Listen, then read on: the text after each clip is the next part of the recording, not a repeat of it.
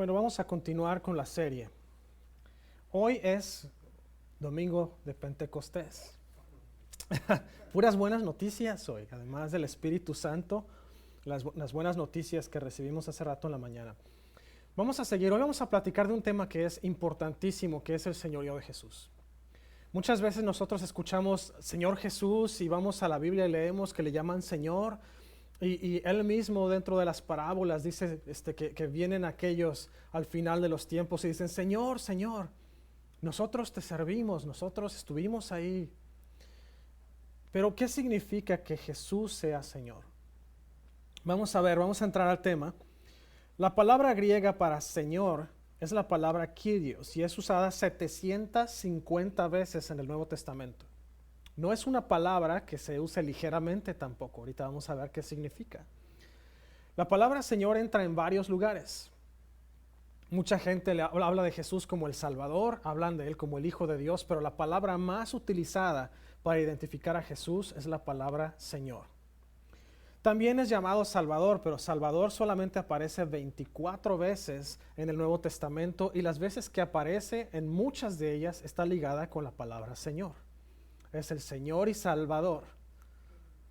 Pero la palabra Señor se conecta muchas más veces en el Nuevo Testamento que la palabra Señor. En Lucas 2:10 al 11 dice, pero el ángel les dijo, no temáis, porque he aquí os doy nuevas de gran gozo que será para todo el pueblo, que os ha nacido hoy en la ciudad de David un Salvador, que es Cristo el Señor. Ahí utilizó las dos palabras para describir a Jesús.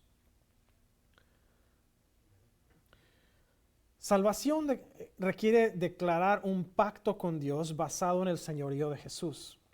En Romanos 10, 9 al 10 dice que si confesares con tu boca que Jesús es el Señor y creyeres en tu corazón que Dios le levantó de los muertos, serás salvo.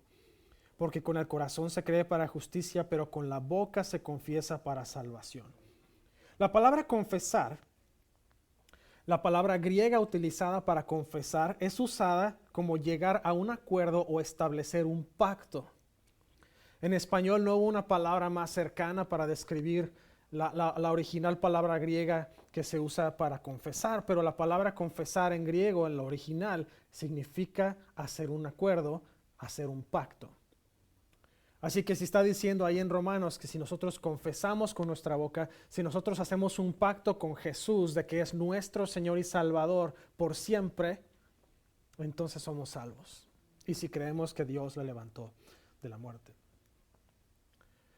La declaración, la confesión es más que una declaración verbal. Debe ser un compromiso de corazón, dice Mateo 7, 21 al 23. No todo el que me dice Señor, Señor, entrará en el reino de los cielos, sino el que hace la voluntad de mi Padre que está en los cielos. Muchos me dirán en aquel día, Señor, Señor, no profetizamos en tu nombre y en tu nombre echamos fuera demonios y en tu nombre hicimos muchos milagros.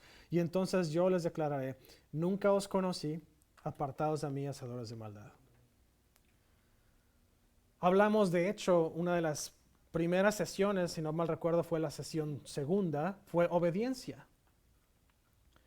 Si nosotros leemos la Biblia y nos la aprendemos de memoria, pero no hacemos lo que dice la Biblia, pues es como leer otro libro, con la diferencia de que estamos desperdiciando vida eterna por no obedecer la palabra de Dios. Platicaba con alguien esta semana, le decía, más que solamente leer la Biblia, porque leer la Biblia nada más por leerla, es como leer cualquier otro libro de novelas. Más que leer la Biblia solamente deberías de estudiar la Biblia, porque al estudiar la Biblia tu mente se activa, tu corazón se activa, tu espíritu se activa. Y no solamente se activan, pero empiezas a obedecer, empiezas a seguir, empiezas a hacer lo que la Biblia dice que tienes que hacer. Romanos 14 usa la palabra Señor 10 veces. Nada más en un capítulo se utiliza 10 veces la palabra Señor para describir a Jesús. Ahora vamos a ver cómo el señorío de Jesús afecta nuestra vida personal como cristianos.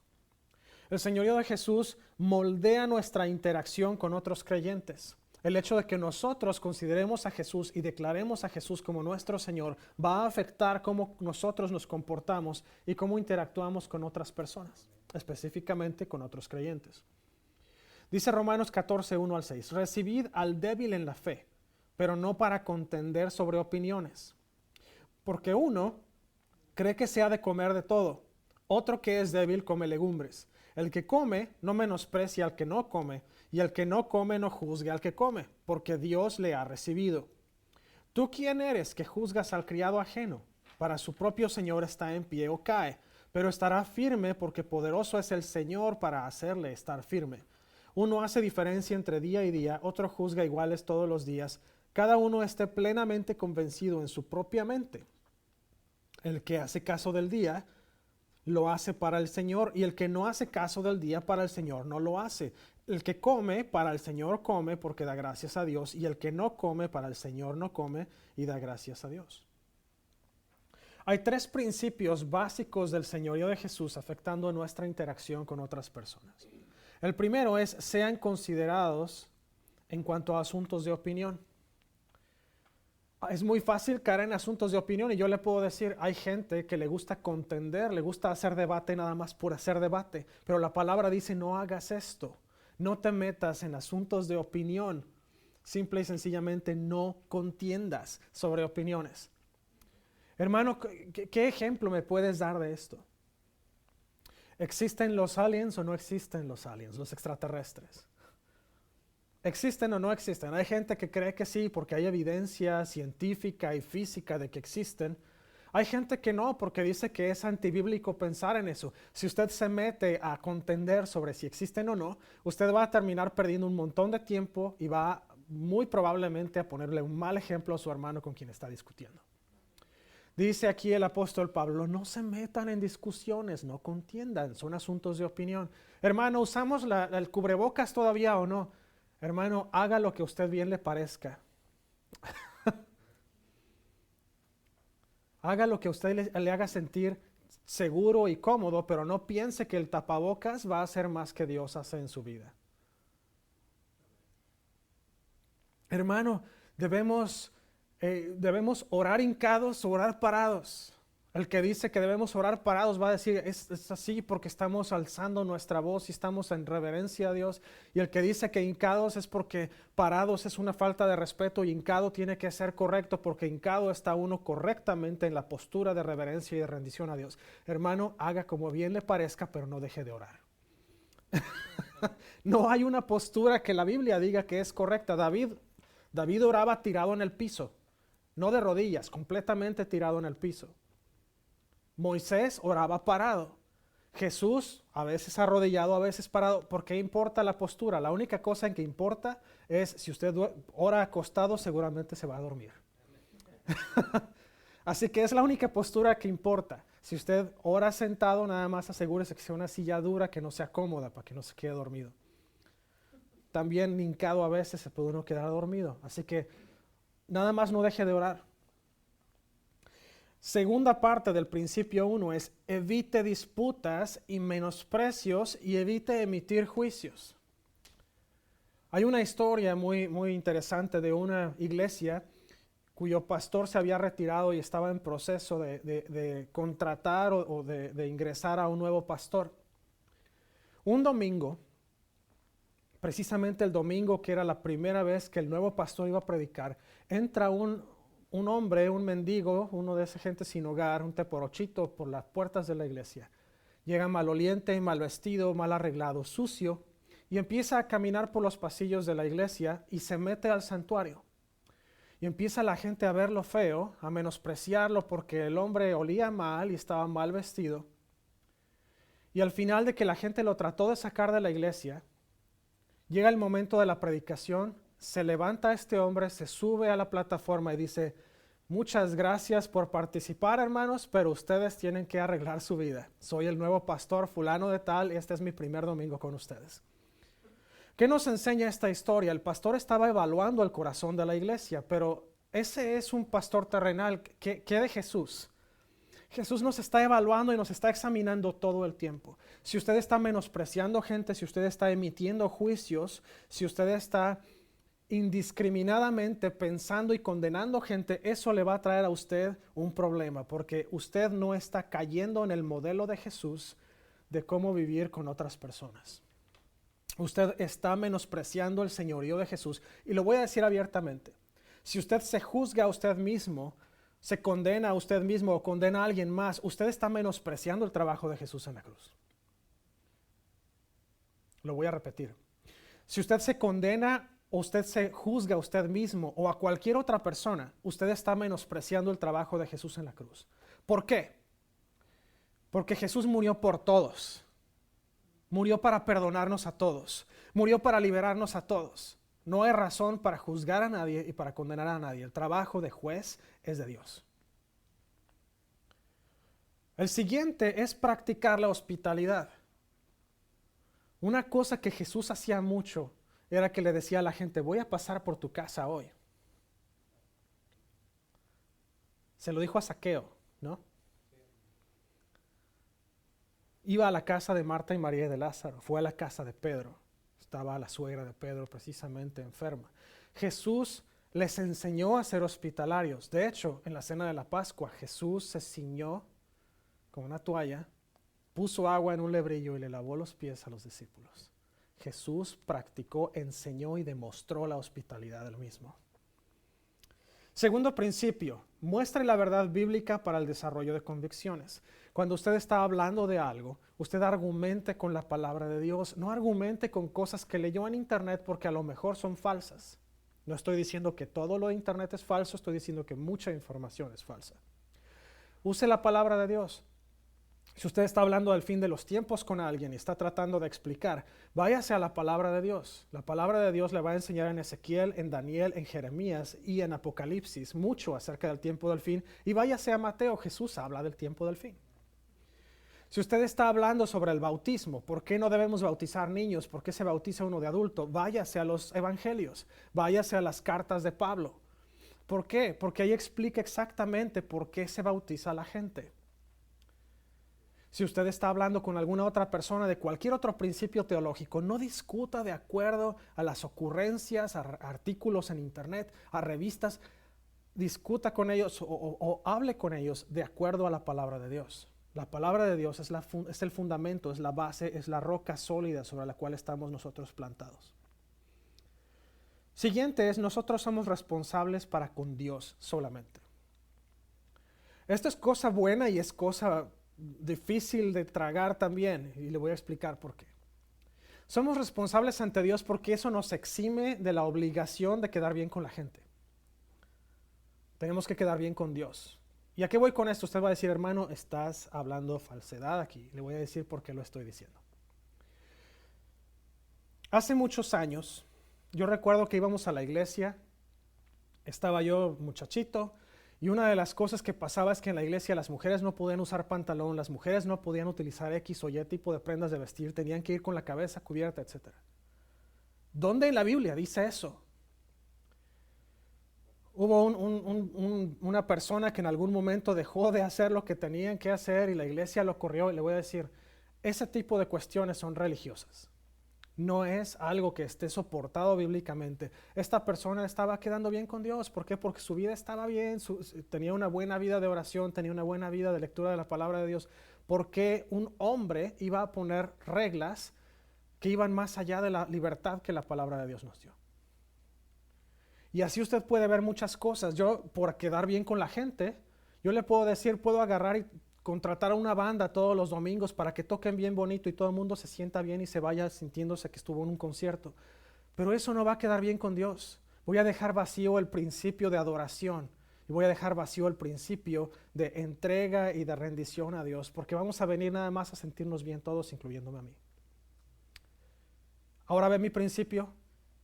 A veces lo que la gente piense de mí tiene que importar menos que poco o menos que nada todavía. El siguiente es, permita al Espíritu Santo traer entendimiento e iluminación a su mente. No solamente lo permita, pero pídaselo. La mejor manera de nosotros dar buen ejemplo y seguir a Jesús es a través del Espíritu Santo en nuestras vidas. Si usted le dice, Espíritu Santo, ven, Espíritu Santo, toca mi vida, Espíritu Santo, lléname, Espíritu Santo, satúrame, ilumíname, el Espíritu Santo lo va a hacer. Porque sabe que una promesa, la única promesa que encontré en la Biblia que no tiene ninguna condición es pide sabiduría y te será dada. Todas las demás tienen alguna condición que cumplir.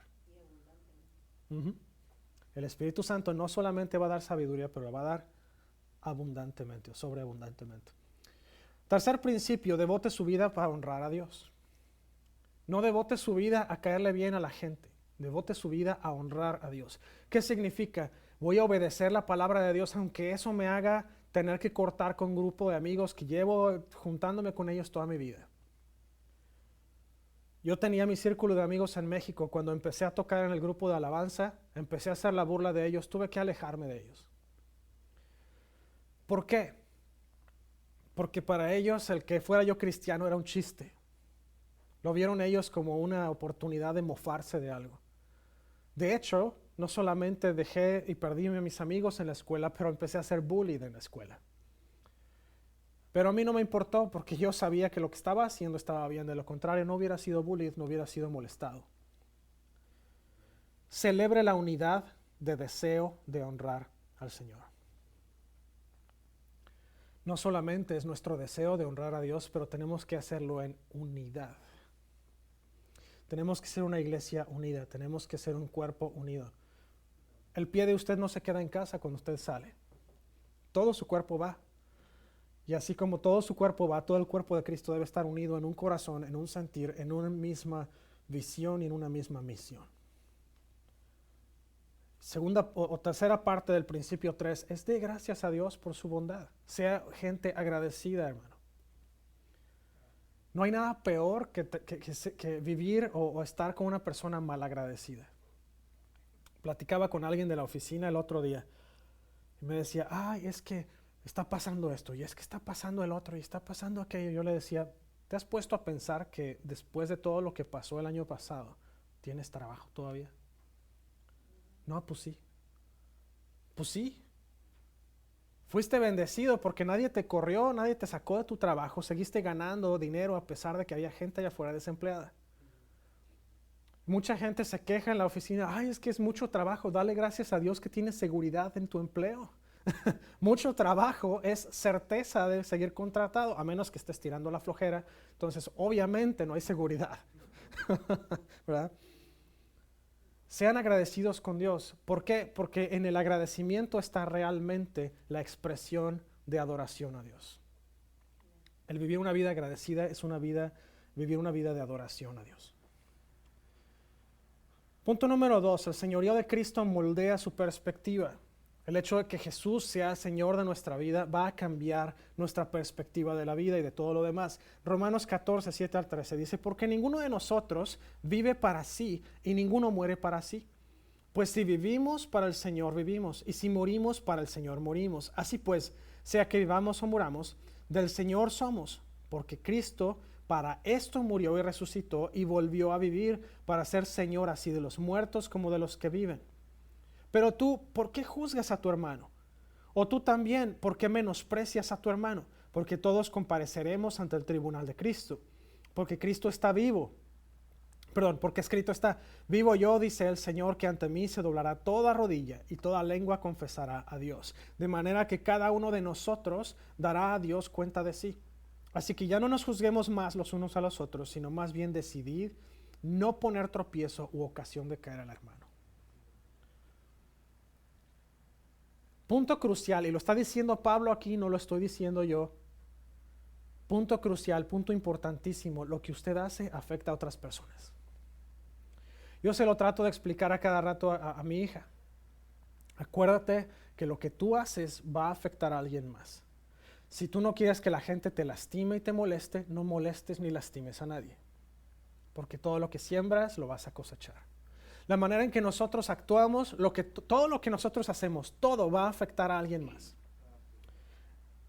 Eso lo enseñó Jesús, eso es regla de oro en la vida.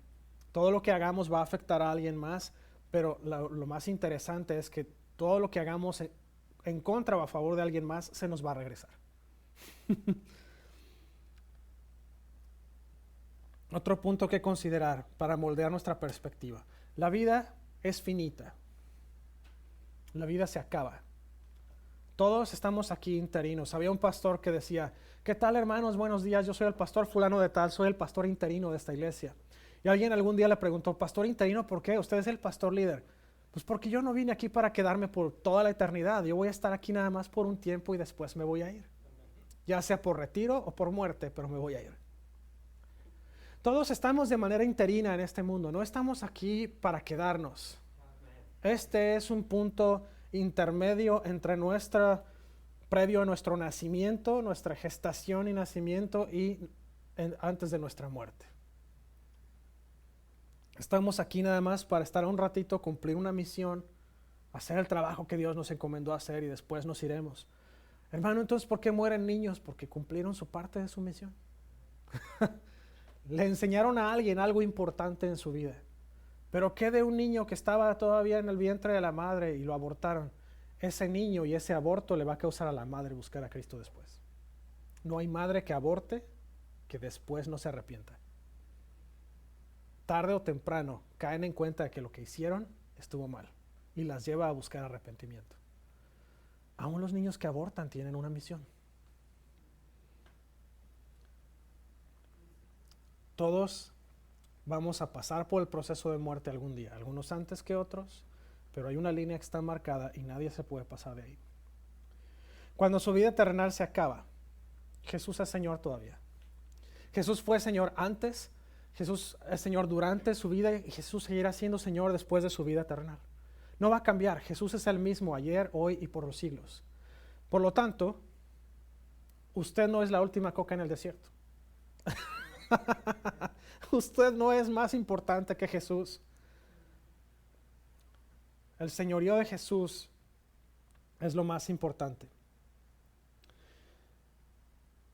El siguiente es reconocimiento del señorío de Jesús va a ocurrir para cada persona.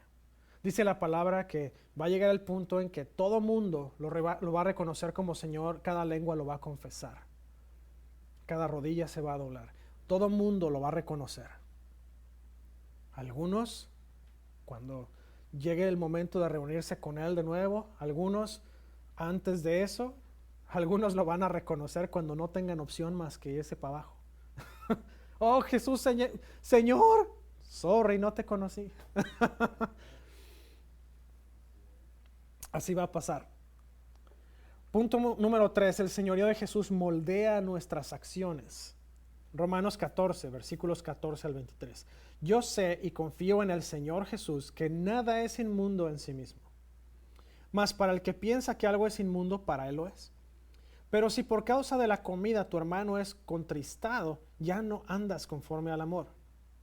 No hagas que por la comida tuya se pierda aquel por quien Cristo murió. No sea pues vituperado vuestro bien, porque el reino de Dios no es comida ni bebida, sino justicia, paz y gozo en el Espíritu Santo. Porque el que en esto sirve a Cristo agrada a Dios y es aprobado por los hombres. Así que sigamos lo que contribuye a la paz y a la mutua edificación. No destruyas la obra de Dios por causa de la comida. Todas las cosas a la verdad son limpias, pero es malo que el hombre haga tropezar a otros con lo que come. Bueno es no comer carne ni beber vino, ni nada en que tu hermano tropiece o se ofenda o se debilite. ¿Tienes tu fe? Tenla para contigo delante de Dios. Bienaventurado el que no se condena a sí mismo en lo que aprueba, pero el que duda sobre lo que come es condenado, porque no lo hace con fe, y todo lo que no proviene de fe es pecado. Wow, ese es un mensaje muy duro. Pero aquí va el punto. Todo el mundo escuchamos que tenemos que ser abnegados, que tenemos que ceder nuestra vida para beneficio de los demás. Ceda sus derechos por el beneficio de otros, no sea piedra de tropiezo. Aquí Pablo es muy claro. Y yo recuerdo mucho cuando empezábamos en la iglesia que había el tiempo en el que no, y que durante el 1 y 2 de noviembre, 31 de octubre, 1 y 2 de noviembre, no debes de comer nada de lo que la gente ofrece a los muertos y el pan de muerto ahí en Latinoamérica y bla, bla, bla. Y se creó todo este enorme... Sí, se creó todo este enorme cosa rara de que no debes comer ni beber. Hay una cosa muy interesante en esto. Y lo dice claramente Pablo. Si el hecho de que tú comas algo va a hacer tropezar a tu hermano, mejor no lo hagas. Es cuestión de madurez no hacerlo, ¿verdad? uno mismo evitar hacerlo para que alguien más no vaya a caer, porque sabemos que hay gente que es inmadura todavía y sabemos que hay gente que va a caer. Entonces no lo hagas.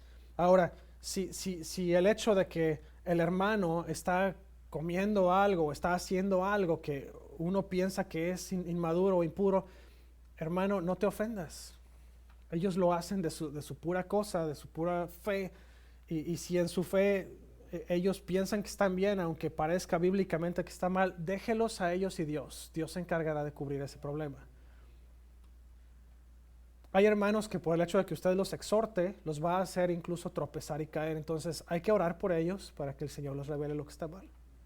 Si el hermano es más maduro para aceptar corrección, dígale, hermano, no deberías estar comprando 12 packs de cerveza porque tú eres de los servidores y alguien más va a pensar que no tienes control de ti mismo, ¿no? No tiene nada de malo, porque platicábamos justamente nosotros hoy en la mesa en la mañana.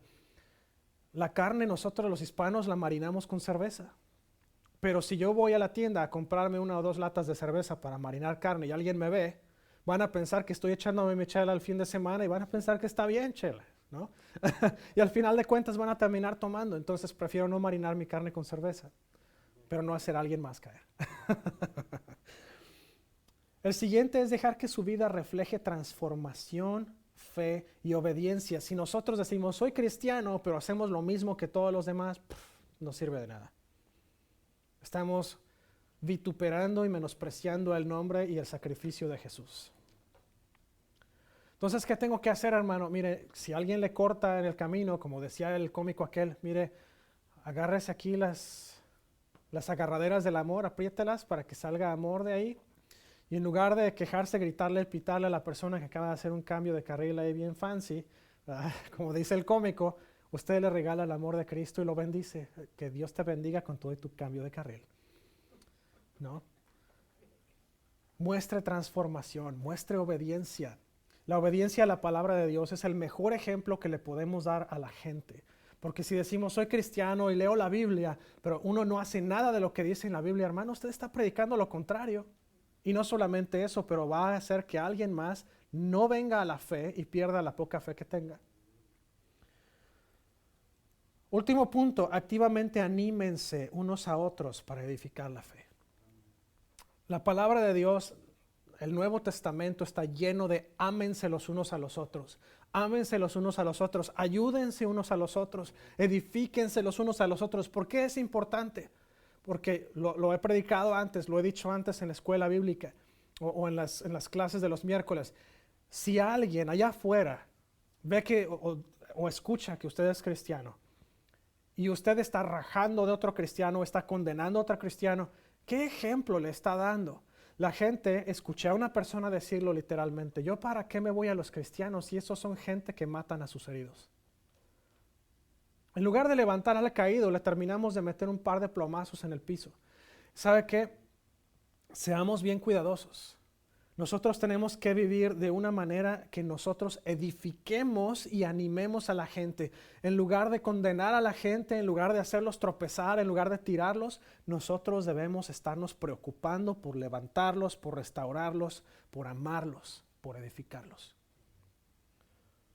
Dice Filipenses 2, 5 al 11, haya pues en vosotros este sentir que hubo también en Cristo Jesús, el cual siendo en forma de Dios, no estimó el ser igual a Dios como cosa a que aferrarse, sino que se despojó a sí mismo, tomando forma de siervo, hecho semejante a los hombres, y estando en la condición de hombre, se humilló a sí mismo, haciéndose obediente hasta la muerte y muerte de cruz.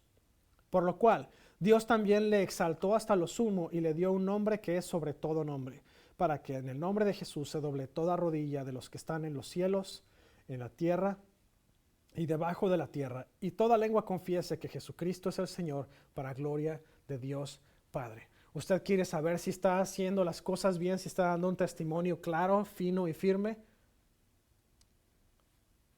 Vea lo que está pasando con la gente alrededor de usted. ¿Están confesando a Dios, a Jesús como Señor? ¿Están viendo la gloria de Dios? ¿Están glorificando al Padre? ¿O simple y sencillamente no ven diferencia en usted? ¿Es Jesús el Señor de su vida? ¿por qué no se ponen de pie conmigo por unos minutos?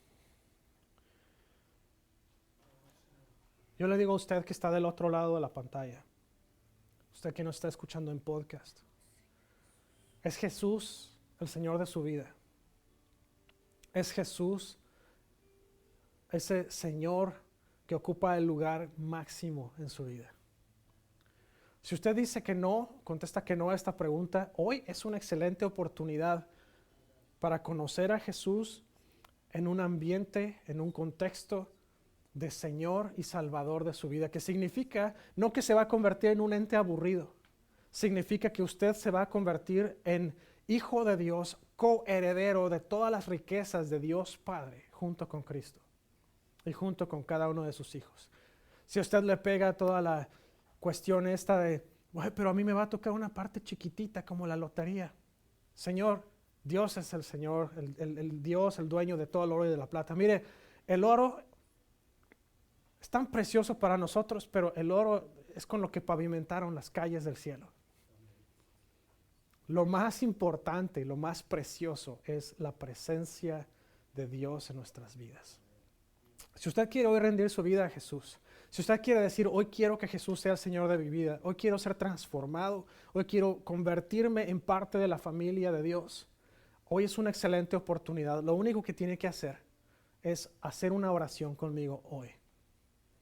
Ahí donde usted está, concéntrese. Si puede cerrar sus ojos, ciérrelos. Si va manejando, se puede orillar, hágalo. De lo contrario, simplemente concéntrense en lo que vamos a orar durante los siguientes minutos. Y repita conmigo esta oración. Señor Jesús, te doy gracias por el sacrificio de la cruz. Hoy reconozco que he pecado y te pido perdón por todos mis pecados.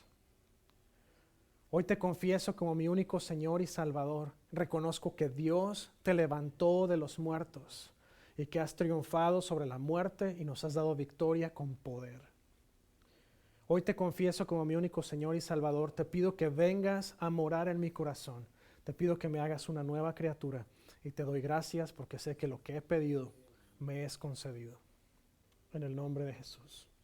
Si usted hizo esta oración, contácteme a través de facebook.com/ofa.hispano o vaya a wasafirst.com y haga clic en el botón de chat y déjenos saber que tomó esa decisión el día de hoy para poderle decir cuáles son los siguientes pasos.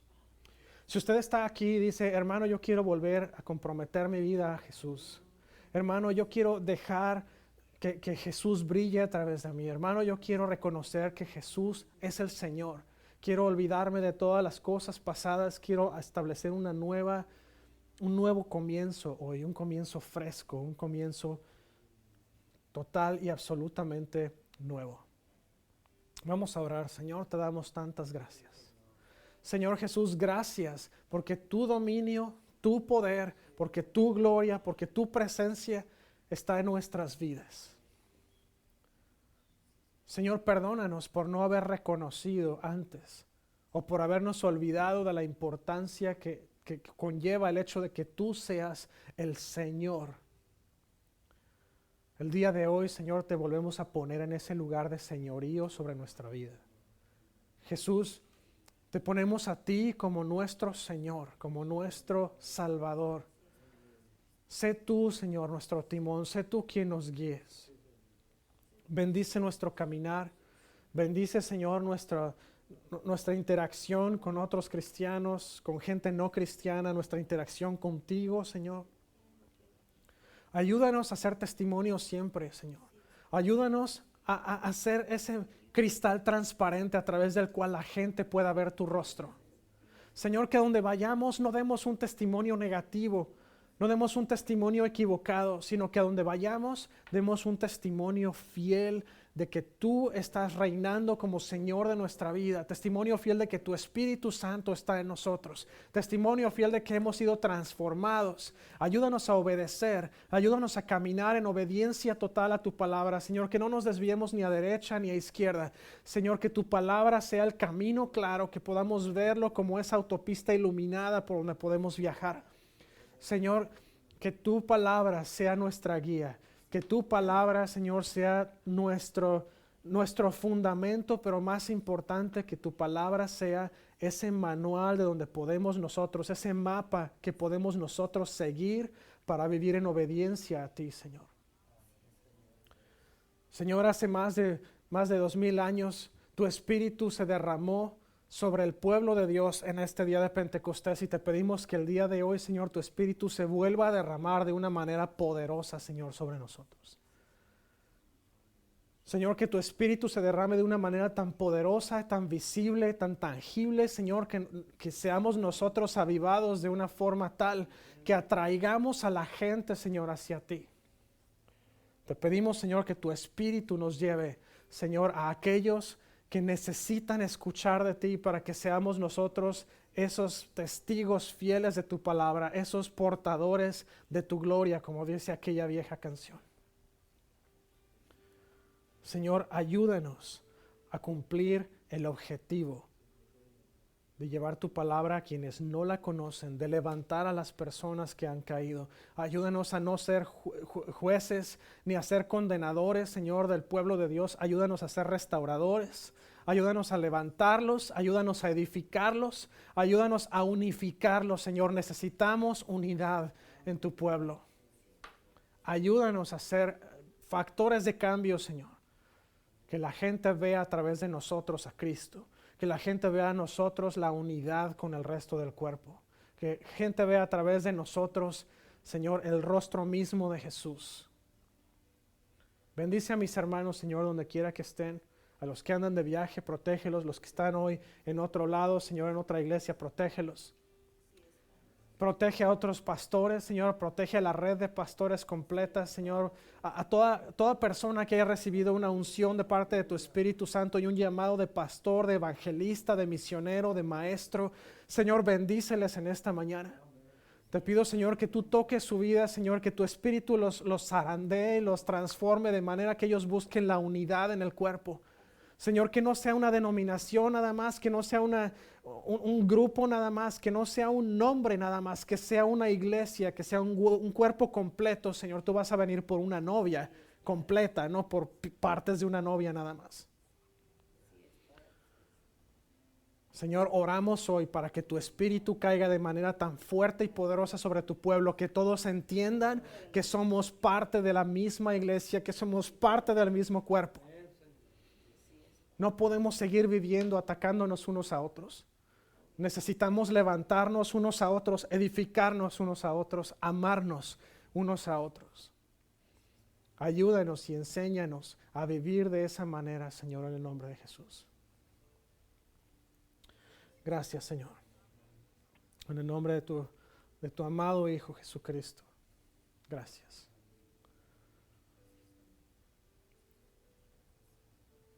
Yo pido al Señor que le bendiga y le guarde. Que el Señor guarde su entrar y su salir, su acostar y su levantar. Que el Señor haga resplandecer su rostro sobre usted y que le dé paz. Hermano, tenga una semana de victoria. Siga orando para que el Espíritu Santo se siga derramando. Siga orando por unidad. Y mantenga sus ojos abiertos por oportunidades. Porque el Espíritu le va a dar muchas oportunidades de compartir su palabra en los próximos días. Que el Señor le bendiga, tenga una excelente semana, les amamos y sigamos orando por los que andan de viaje, por aquellos que necesitan oración para sanidad, para restauración.